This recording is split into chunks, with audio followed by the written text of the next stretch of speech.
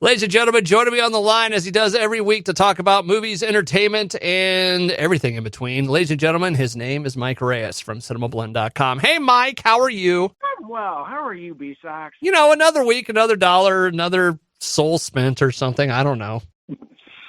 Man, another week, another dollar. That's like 1939 exchange rates. Well, aren't we kind of there? Anyways. Hey, We've got a lot to get to this week. We're going to be talking about the creator. There's a new Saw movie coming out that's going to require some time travel on your part. We're going to talk about Paw Patrol, because that's a big thing. And there's something else I kind of forgot, which is a pretty big damn deal. Okay, we'll throw that in there too, plus Ahsoka and a whole bunch more. Let's get to it. First movie up this week is The Creator, and this is one that I love it when commercials all of a sudden switch to, it's the greatest looking movie of all time. And that's what treatment this is getting it right now. They've been hyping this movie as the motion picture event, or like, I forget what the exact wording was. I actually reviewed the movie for Cinemablend, so it's in my review, but they've been hyping it as like this big experience. You got to do it. It's an IMAX. You got to go see it. Yep. No, you don't. Really? You don't have to, huh? And I'm really upset because when these trailers first came out, this is Gareth Edwards, who directed Rogue One and Godzilla. This is John David Washington anchoring this movie down, playing half of the cast that anchors this movie down, because he's like one of the big leads. And you've just got a really fantastic cast, an interesting premise, and it goes nowhere. It's, the long and the short of it is John David Washington plays this man named Joshua, who is hired to take out this AI-created weapon in the future called the Creator. And it's supposed to have created this, like, the most powerful weapon of all time that could, like, end this war. And it turns out to be a kid played by Madeleine Yuna-Voiles. And the two of them are fantastic together. And, there is a really good cast in here. You've got Ken Watanabe plays a cyborg friend of his that he made. Allison Janney's in here. Sturgill Simpson plays another one of the soldiers in here. And it's... You sound very frustrated by this movie. I am very frustrated by this movie because it's a little over 2 hours, but there are so many ideas. There is so much spaghetti thrown against this wall when it comes to AI and the ethics behind it and the ethics behind war. And, this thing really wants to be Robo-Nom. Love the Child. I feel like this at the end breaks down to the secret weapon is love. Who's been screwing with that thing? No, seriously, you know what I'm referencing. No, it's what's his name from The Simpsons, Professor Fink. Professor Frank in the Flaming Moe episode. Yeah. Secret ingredient is love. Who's been screwing with that thing? You do a good Professor Frank. Oh, thank you. I try. That's very... And you know what? I would rather do my Professor Frank impression than see The Creator again. Wow. The funny thing was, I saw the movie earlier than expected because I was going to write the review. And then a friend of mine was, after I saw the movie, wrote the review, a friend of mine's like, so you coming to the local screening for Creator? I was like, no, I have stuff to catch up on, but also I just don't want to watch that movie again. It's just so frustrating because there is a lot of potential here. It's a gorgeous movie. There's some really cool universe design and spectacular, the effects are beautiful. Okay. There's really cool, designs to the robot characters and other aspects of this world. And then I did a junket talking to, the cinematographers and visual effects supervisors.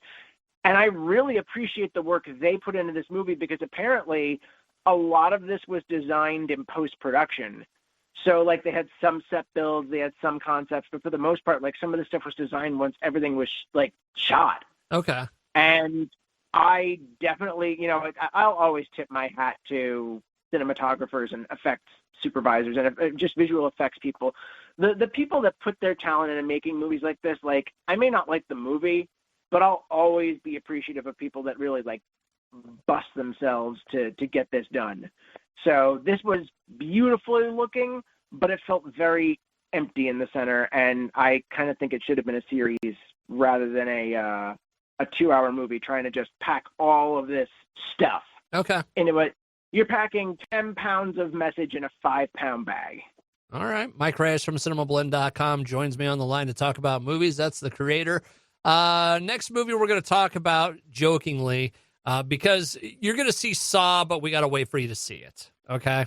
It's coming. Yeah, I was no advanced screener for that, but I booked my tickets. I am ready to go see this because John Kramer's back, baby, and I'm really hoping it's a good one because I've had a touchy history with Saw in the last couple of years, but I don't think anyway. I've only think I've seen the first one in its entirety, and I don't even know if I saw it in its entirety. The Saw movies do nothing for me. The gore porn, I've never been a big fan of it. That's only part of the equation for those movies. Like there is a really interesting. It's kind of like the Fast Saga in the sense that it's just a very twisted soap opera. It's a soap opera when you remove the genre that it's in. Like there is a lot of betrayals and double crosses and all these other things.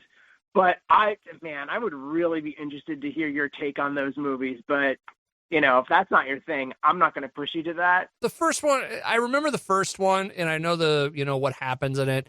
I was just like, okay, yeah, I don't know exactly what the best way to describe it was. But it's all, I don't get anything out of them. I would rather go see every Godzilla movie, modern Godzilla movie, than go see any of the Saws.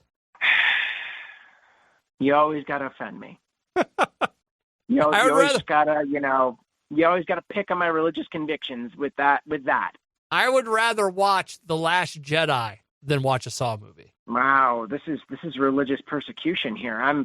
You're hearing this on air, folks. You're hearing this just horrific. Like, I don't know what else to call it other than religious persecution. But okay, that's cool. What's the Simpsons episode where the kids get the hell kicked out of it? The kids cried, "Stop! He's already dead."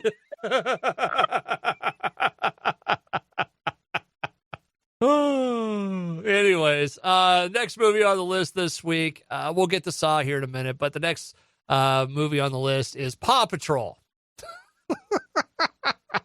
Paw Patrol, here to save the day.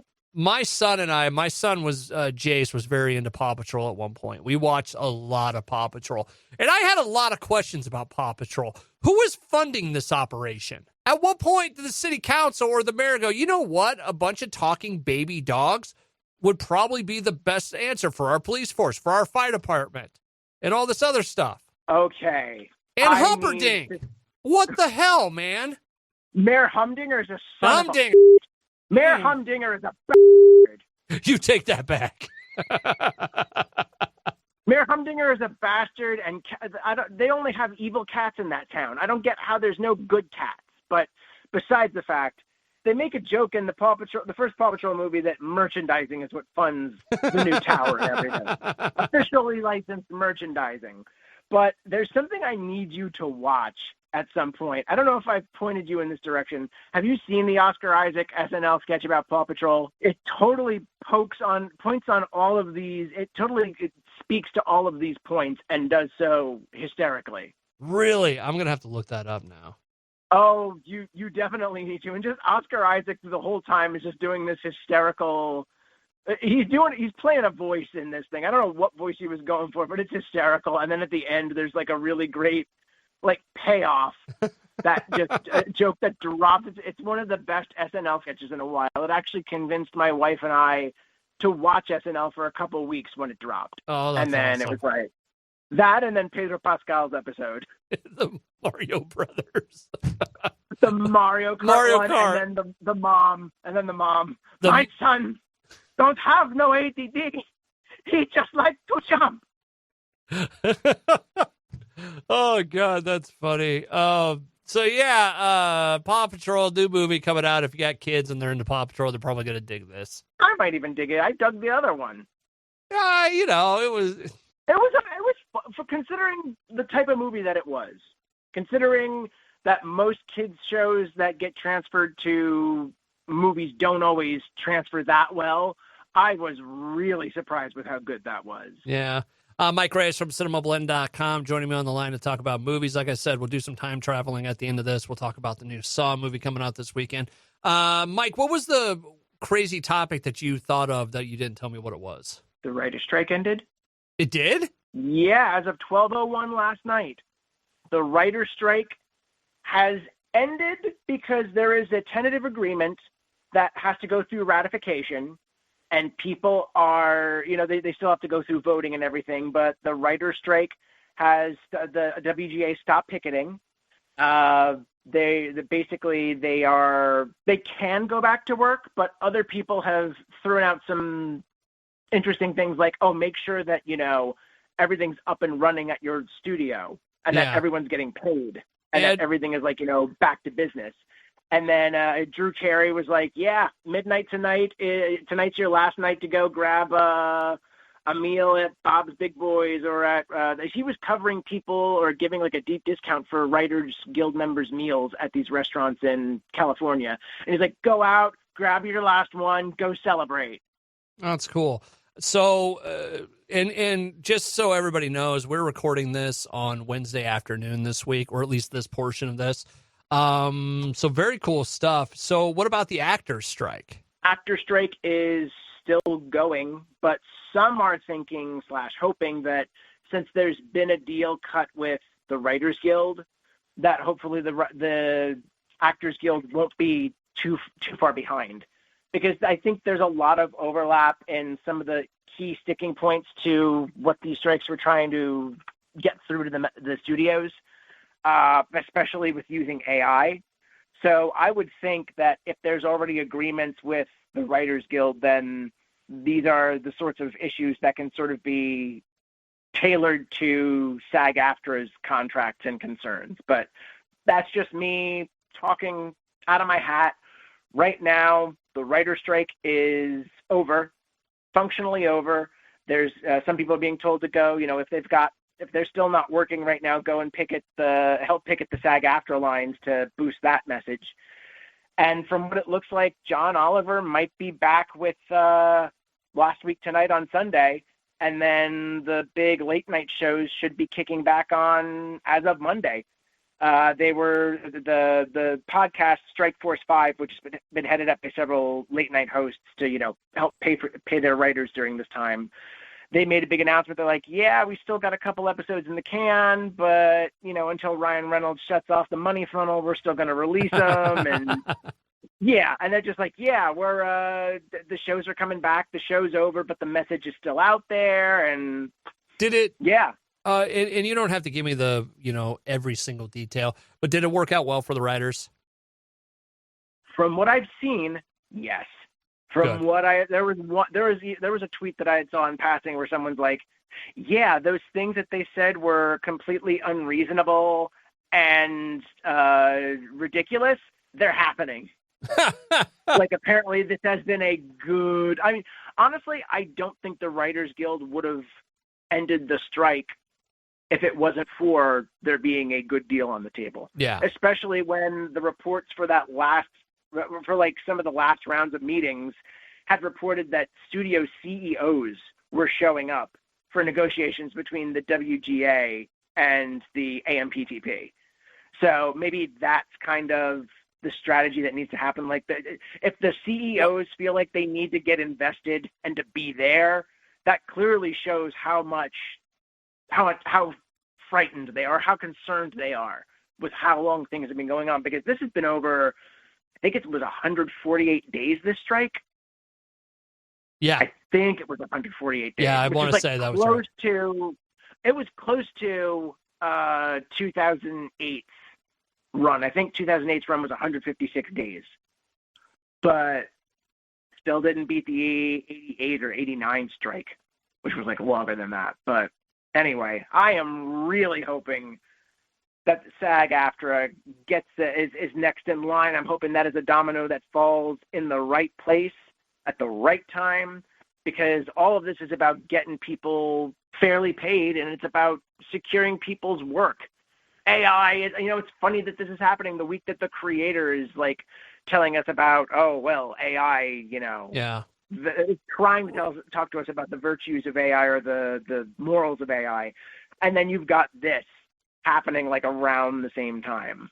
Hey, real quick, what were you saying about something needed to happen before October 1st? Was that writers or actors? I think it's both. Okay. Because I would assume it's both, because the whole thing was, some were saying if there wasn't an agreement in place by October 1st, then the rest of the 2023-2024 TV season is borked. Okay. So I think it's still borked because the actors obviously aren't in play, but the writers are there. Unless there's like some sort of burning the midnight oil, we're going to have a meeting ASAP sort of thing. I don't know if the actors are going to get back to work in time to salvage the rest of the season. So you'll still have late night and like maybe, I think SNL's planning to come back, but the big problem people are pointing out is, hey, SAG-AFTRA's not, the actors still aren't working, so they can't promote their projects, so they can't really go on SNL. Yeah. Or the talk shows, probably, for that matter. So now we're going to have, it's something that's still very much in play, but this is probably a crucial milestone to the end may be in sight. And if it's not total, at least it's closer in sight, because the WGA is no longer on strike. Mike Reyes from Cinemablend.com joining me on the line to talk about movies and such. Mike, as we do get into, and that's great, congratulations to the writers out there, to the actors. We hope you get what you need here over the next couple days. So thumbs up, guys. Good work. As we kind of move on through things, what else did we want to talk about today? I don't know. What do you want to talk about? Well, I know we were supposed to talk about Ahsoka, but that seems like such a minimal, like, little thing compared to the actor strike, Yeah, but you know what? Now that the writers of such shows will be paid better, we can see more Star Wars stuff happen. No, boy, so great. That's wonderful. With that in mind, how was this week's episode, and do you want to see more Star Wars stuff? I want to see more good stuff. And when I say that, no, I know what you're saying. We had this. I know what you're saying too. We had this conversation in the building at one point that if something's good, then I'll take all of it I can get, even if it is like Star Wars show after Star Wars show after Star Wars show. If it's good, I'll watch it. But I don't want. Oh yeah. I don't want Star Wars just for the sake of Star Wars. Yeah, you don't want court-appointed shovel Star Wars down your throat. You want actual fun. Oh my God, I want to see more Star Wars. And I got to tell you, Ahsoka so far has been pretty good. Every once in a while, they've had they do 2 really good episodes and one that I'm not really crazy about, and then 2 good episodes and now another one that I'm not crazy about. I was not crazy about the episode this week. That's very interesting, just the inconsistency, especially with such a small episode run. I could see this for a longer show where it's like, my wife and I are actually binging Ugly Betty right now. And that was back when you could have 24 episodes to one season of a show.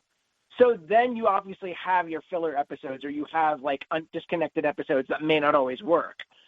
But to see that in this model where it's 6 to 10 episodes, where that used to be the goal, and you were seeing all these British shows doing that, and it's like, wow, we should do that more. We're doing that more, and it feels like it's becoming more inconsistent in some cases. Yeah.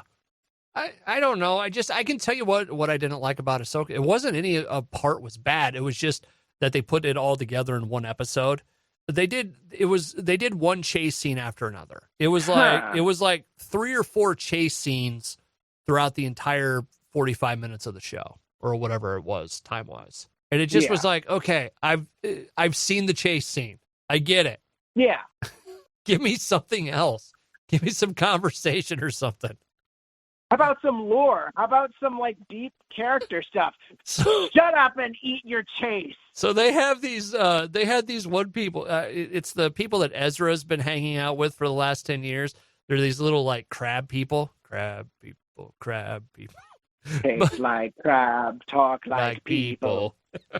Crab people. Oh, But that's one of my favorite South Park episodes. they drive around in these little like RV homes for them that, you know, they're only like 6 feet tall or whatever, but they're these big round looking things. And they're slow as shit. And they had a chase with those. Ah. And it was like, okay, we've ran out of things to chase in this episode. But David Tennant's Wei Yong, or however you say it. Yeah. Oh, it's a great character. And I'm loving the theory that Star Wars in its entirety is going to end up being a story told by him in the far future. Oh, wow. Yeah. That's kind of cool. Yeah, I love that theory. I absolutely love that theory. So, but, you know, overall, it was cool. Like, it's such a well-shot show. It looks good. Not once have I ever watched Ahsoka and thought, oh, this is a TV show rather than this is a movie. The way it's shot and the way it looks and the money they've spent on it. Yeah. But I just didn't need all the chases last night. I need more. It's more. like less pacing, more talking. Yeah. I need the obvious questions asked here. I need, you know, stuff like that. So anyways, I'm looking forward to it. Off the top of my head, let's see, I don't think they have many episodes left. I think next week is the last one. Is it? I don't know. Let's find out. I'm There's looking right now. Thrawn is, yep, one last episode coming out next week. Oh, there was which makes sense. Go on. Oh, I was just going to say there was another small cameo in this. Oh, whom? C-3PO. Oh. He came and spoke for Leia Organa. Wow. Yeah. Anyways, what were you saying? I was just going to say that seems about right because next week is the start of Loki season 2. No. Yeah. So, like, you have the oh, not interested? No, I am. It's the same thing with you in Star Wars where it's just, I hope it's not court-appointed viewing. I want to like Loki, but you know what? Kind of feel like this might be a trap. For me, Loki has been one of the bright spots of this whole experiment because it doesn't feel like it's rooted in we have to catch up with the movie, we have to do this and that. It's like there's obvious connections, but it's like we're just gonna screw with the timeline and we're gonna open up the door to such bigger things. Like it reminded me of Doctor Who at its height. Okay. Like especially the season finale where it's like this whole season we've been setting up stakes. There's an event that we're leading up to. It's like don't break the sacred timeline. Don't break the sacred timeline. So it's established as like you broke the sacred timeline. Exactly. It's established as a sort of threshold, and then we cross it, and it feels like you feel it. Like the moment they break it, it's like, oh, what's gonna happen now? And like, yeah, the rest of the Marvel Cinematic Universe has kind of squandered the whole multiverse thing, and it just kind of pisses me off. But Loki hasn't squandered it. And I am so excited to go and get back into this. I'm going to rewatch things to obviously keep my mind fresh about it. And there's a couple things, assignments that I need to write, which I'm really excited for. But I'm glad that Loki's coming back. Perfect. All right, Mike Reyes from Cinemablend.com joins me every week to talk about stuff. Sorry, I kind of stumbled there. It was one of those not full word stumbles, but it was like you kind of caught your foot on something. Oh yeah, like you're reading something and you're thinking, like you're reading something and your thoughts different, but you end up saying what you've read. Yeah, exactly. So, anyways, with the effects of time travel and cool special effects, we're gonna do that. And we'll be back here in a few seconds with more on Saw. Saw. I went with fart noises instead of time machine noises. Hey, you know, whatever gets us from point A to point B. And through the magic of time travel, well, it's actually technology in our case because we don't believe in magic around here. Well, maybe a little. I don't know. Anyways, ladies and gentlemen. We totally believe in magic here. I know. We're back on, it's been a couple days. Mike Reyes from Cinemablend.com is on the line with me. We've had some other news. We sadly had a death that we'll have to talk about here. But let's get to the review of Saw X, or is it 10? Which Saw are we on? It is the 10th film. It's called Saw X. Some might even call it Saw X. Gonna give it to you, but you know it's really called Saw X. Okay, you saw it last night, right? Yes, I did, and oh, Jigsaw's back, baby. Is it good? This may be the best Saw movie, period. I think it's certainly the best one since the original. Like, the first three are such a solid damn run when it comes to story, when it comes to twists, when it comes to just the mythos of the franchise. 4 on, it sort of started to wane. I held on until 6, and when I saw 6, it was like, I saw all of them, but by the time I got to 6 pissed me off for the sheer fact that it felt like whoever wrote Jigsaw, specifically John Kramer, aka Jigsaw, specifically going after an insurance company for revenge. The traps, it didn't look like the traps. I think there was even one trap that was literally unwinnable at the end because he's like, yeah, I'm trying to stick the screws to you. It's been a while since I've seen it. I could be wrong. Yeah. But that just really rubbed me the wrong way. It's like, no, that's not Jigsaw. That's not what he's supposed to do. So, they saw the final chapter. I watch it on video because I really wish I saw that one in theaters because they did have it in 3D. But then, they do Jigsaw, they do Spiral, and it's like I still kept up with those because by that point I was a professional in the business, and it's like if I don't keep up on this stuff, I'm falling down on the job. Yeah. So then they announce, then it comes to the time that they announce Saw X, and it's like, yeah, John Kramer's back, and I'm like, ooh, because Tobin Bell is Saw. I do like the other characters in this world. I like this world in general, but it's always been at its best when Tobin Bell was, like, involved. Okay. And John Kramer was a character in it. Because the more we learned about him and his path to Jigsaw, the more interesting it became. He's not a hero by any stretch of the name. If you wanted to really stretch, you could say he's an anti-hero. You could say he is an anti-hero who's, like, sort of a vigilante. But by no means is he totally, identifiable, because I don't know if I would strap people to a table and say, saw your leg off or you're going to die. But anyway, regardless, Saw 10 brings things back to, there's multiple traps in one room. It almost feels like a hidden, a lost draft of a sequel between Saw and Saw 2, because Saw 2 moved to, multiple people, multiple rooms, multiple traps. But this is a perfect midquel where it's like there's several people with different traps in one room. It's a logical move from Saw 1 to this. And on top of that, this is the longest entry in the franchise. And it's a good thing because it's almost 2 hours long. Okay. And what happened was I want to correct myself because in my social media blast I said, oh, this feels like more of a real movie than a typical Saw movie. I didn't mean to denigrate the Saw movies or horror in general, and a lot of people love to do that. So I'm going to clarify myself through your good graces. This is the most fleshed out Saw movie that I've seen because it takes its time with the characters, and there's like I want to say there's a good half an hour before we really get to the main trap showroom. They give you there's a nice little gory trap towards the beginning of the movie. And then for most of that first act, it's John Kramer as himself trying to treat his cancer after, pulling the traps in Saw 1. Like, Saw 1's already happened, and now he's making his way to, trying to better himself. He finds this quack clinic that says, oh, yeah, we can totally cure your cancer. Spend $250K, and it's a scam. So it's time to take old Jigsaw out of the box and teach some lessons. You scammed the wrong person. Oh, yeah. And, oh, man, it walks this wonderful line between including stuff that fans wanted to say, and, references future movies. But at the same time, it is its own thing. You could very easily, probably the most beautiful thing about this is, if you've never seen a Saw movie, all you have to do is watch Saw and then go and watch this. But even if you don't watch Saw, you could very easily watch Saw X and then watch Saw as like a prequel sort of thing because it's very accessible. They went earlier in the timeline and just strips away so much of the convolutedness that I call Saw the bloodiest soap opera ever because there's so many secret apprentices and twists and betrayals in some of the later movies. There's a whole, a handful of the movies that deal with John Kramer's will.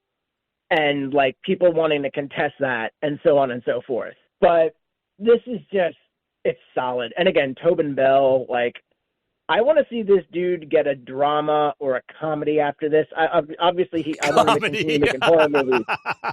He was on Seinfeld, but I want to see him get like, the man clearly has talent, and I love the stuff he's done in the horror genre, but I would love for someone to like if Christopher Nolan gave him a chance to be in one of his movies, that'd be baller. You just want to see him in something else. I really do, because he just is brilliant. Like watching, like John Kramer smiles and is hopeful for part of this movie. And I feel like that's an aspect of the character that's so rarely seen because of the tragic stuff that happened between, you know, his wife losing their child and he finds out he has cancer, like all this other stuff. Like there's parts of this where it's like, I like seeing Tobin Bell smile, and like he does have a warmth to his voice. But then once he gets into Jigsaw mode, it changes. And they even poke fun at that to a certain extent with some of his victims. But Saw X, I really, really love this movie. It is a delight. It's very hopeful for the future of this series if they make more. And I do hope they make more. Mike Reyes from Cinemablend.com on the line with me right now. All right, so Saw X is a winner, and a sharp blade at that. Yeah. Yes. This old Saw is due again. There you go. Over in the world of movie news, just before I let you go for this week, found out this week that we had a death in the world of Hollywood, and a fairly big one. Michael Gambon passed away after apparently a bout with pneumonia. And one of the best tributes I saw for that whole thing came from Jared Harris. Now, I don't know how many people are familiar with Jared Harris. He's a pretty prolific actor. You'd know him if you saw him. Okay. He was on Mad Men. He's on Foundation now. He was Will Robinson in the Lost in Space movie, the older Will Robinson. Okay. But his father was Richard Harris, the original Dumbledore. So when the news broke, he retweeted a clip of Michael Gambon from Top Gear. And then he said, hilarious, a brilliant actor. I saw him on stage several times, and he lives unforgettably in my memory. He took over Dumbledore from my father, which was fitting as he overtook Brando as my father's favorite actor. And, of course, there's a whole bunch of really great Harry Potter tributes, you know, and Daniel Radcliffe was another one that had really glowing praise. And then I think it was James Phelps, one of the Weasley twins. He talked about how when they made Half-Blood Prince, I think he was also doing some work with the crew, like for educational purposes. And he had mentioned that he and his brother were doing a stage production of Peter and the Wolf, you know, where they play the symphony and they have the narration. So Michael Gambon out of nowhere apparently talked to him. He's like, "Oh, bring the script. I've done that before. Let's talk it over. I'll give you some pointers." Oh, cool. And the legacy that this man has left behind is so much more than Dumbledore. I mean, obviously, I have on the podcast that I do with a friend of mine, Overdue Rentals, my co-host Matthew is a huge fan of the British miniseries version of The Singing Detective, and that was a huge role for Michael Gambon. And then I remember seeing him as a kid in the Robin Williams movie Toys, where he's like a war-crazed general making toys to use on the battlefield. That was my first Michael Gambon experience. Boy, I forgot he was in that. Later on down the line, a lot of people forget Toys, but then again, a lot of people don't like Toys. I personally love that movie, but it's a weird one. Yeah, it is, and that's a testament to what Michael Gambon could do. He could pretty much fit into anything you threw him into, and he'd shine. And, you know, he obviously did a Layer Cake with Daniel Craig. He was in Kingsman: The Golden Circle as like the head of Kingsman after Michael Caine was eliminated in the first film. Yeah. Just a wide range of roles and a very talented and giving man. Michael Gambon, we wish you nothing but the best in the great beyond. Mike Reyes from Cinemablend.com joins me every week on the show to talk about movies. We'll leave it there for this week. Mike, you have yourself a great weekend, okay? You too.